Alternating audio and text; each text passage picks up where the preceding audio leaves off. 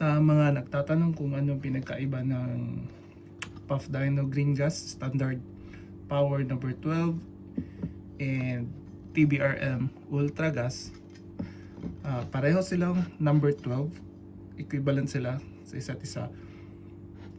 Pero pinagkaiba nila is si Puff Dino may oil siya added, may lube siya sa kasama ng gas. Si TBRM Ultra Gas wala, pure gas, purong gas. So eto, nalulubricate niya every time nagkarga kayo ng gas sa magazine, nalulubricate niya yung magazine tsaka yung internals ng unit niya. Si TBRM, since puro gas, wala na siyang lubrication, so manual ang paglagay ng lube sa unit. So ito manual, ito kasama na doon sa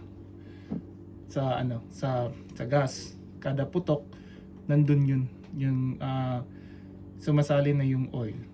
Kung mapapansin nyo sa mga gumagamit ng Puff Dino na green gas number 12 and number 14, medyo parang may liquid sa hands nyo pag putok. So ang ano lang nito, since na nalalagyan ng oil yung BBs, kasama na yun sa pagputok.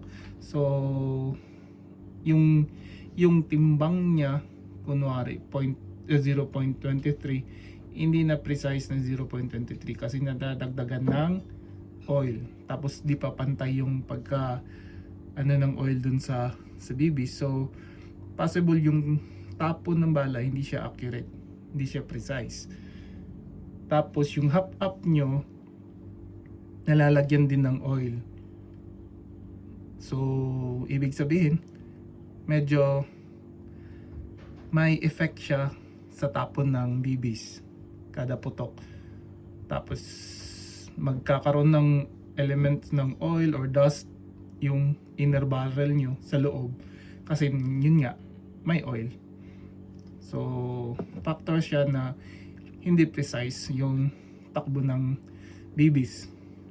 Ito dito sa Ultra Gas, kaya ito ginagamit ng mga precision shooters kasi nga walang oil, manual ka naglalagay ng oil.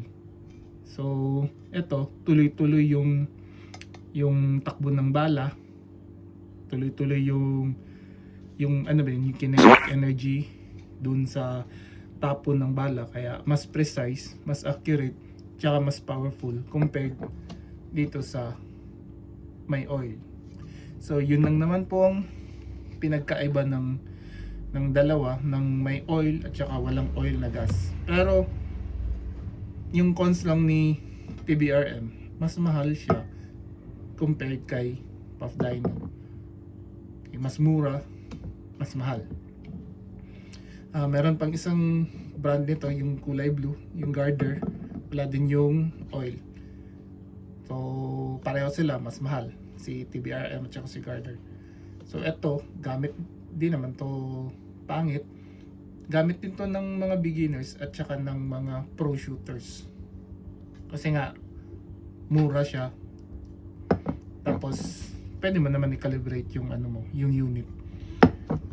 Eto gamit din ng mga precision shooters para mas accurate yung sa mga competition.